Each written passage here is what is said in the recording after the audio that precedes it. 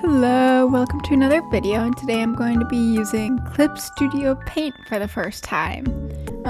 Before we talk about how it went, I recorded this pretty early in the week, so it was before I did some of the shorts that I made with Clip Studio Paint later.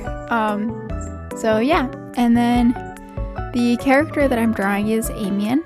I don't think many people know about him. His full name is Amian Knockmorn.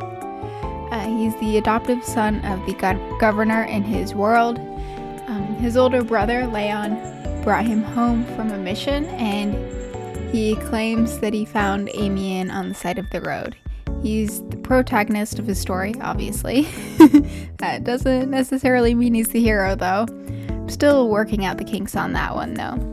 I'm still developing how the story will go and the pacing and exactly what's gonna happen. So yeah, in this piece I mainly used like default brushes. So for the sketching I used the default sketching brushes. I used the pencil one, and then for the line art I used mechanical pencil. It wasn't neither of them were really my favorite brush to use. I liked the pencil one more than the mechanical pencil one. I wish that the mechanical one had a little bit more taper, but I'm gonna have to go back into the program and see if I can change that. I'm gonna mess with a lot of the settings before I actually use it for reals. I'm learning how the muscles on the neck and shoulder have been working recently, so yeah. Oh my gosh. I got a kitten and she's been terrorizing the older cat. Anyway, so yeah, that's what I was kind of focusing on for this one. I did a headshot because I wanted to do something pretty simple to fully get used to the program. So I did something in my comfort zone. Where was I?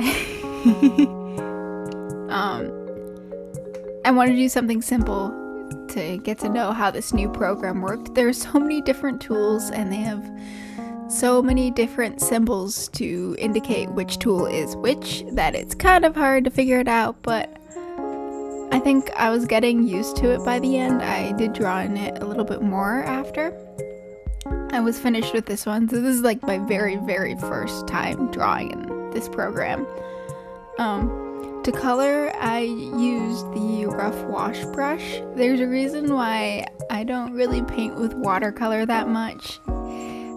I like my control. I like to be able to know what's going on, and this brush kind of had that, but it also didn't do what I wanted, but it did what I wanted more than the other painterly brushes, because I was kind of going for the same look as when I used the gouache brush in Procreate. That's kind of what I wanted. I wanted the entire drawing to be a little bit more sketchy and painterly. So that's what I was trying to do. None of the brushes really fit that vibe, but the rough wash brush did the most. So that's what I went with. So yeah, I definitely have so much respect for anyone who can paint with watercolors or water-based mediums that can change and bleed into each other. I just can't do that. It's too much.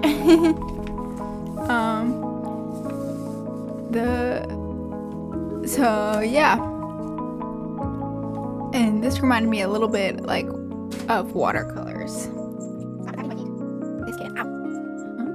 I went over the colored areas a couple of times just to make sure that it was the color and the shade that I wanted it to, because the brush, it didn't have full opacity even though it was supposed to, so that was kind of frustrating, but I managed to get it to work.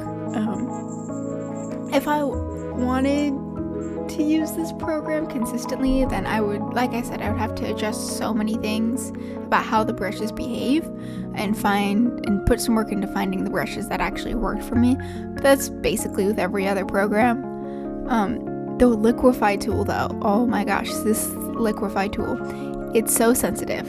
I'm sure I can change that just like everything else, but it's so sensitive, and it was like, I don't know how this works. What are the physics of this brush, this tool? So that was like, yeah, that was a little, how do I put it? I wouldn't say irritating, but interesting to work with. When I was done with the coloring, I went around and erased the color outside of the line, so it'd be a little bit more like this is the shape of the drawing. And then I went on to the shading. Overall, I liked sketching in the program more than actually rendering. The rendering was a little bit clunky and difficult because I couldn't find what brushes I wanted to use or anything similar to what I had in Procreate. So it was definitely a learning experience about how I wanted to change my process when I'm working in the program. I only have the free trial right now, so I haven't actually paid for it, and I'm trying to decide if I want to. So yeah, I'm sure I can change a lot of things, and I'm sure I'll go in later and change a lot of things. But yeah, after that I was done.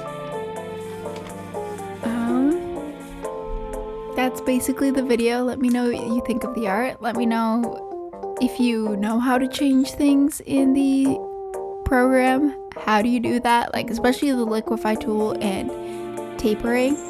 Probably gonna go in and fix those things.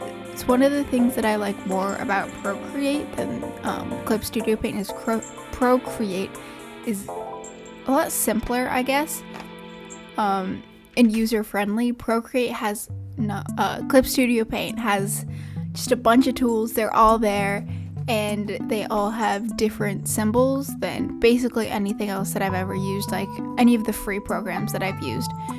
Plus Procreate, it's a lot more complicated, and they all have different symbols for like the merge layers or the add layer button and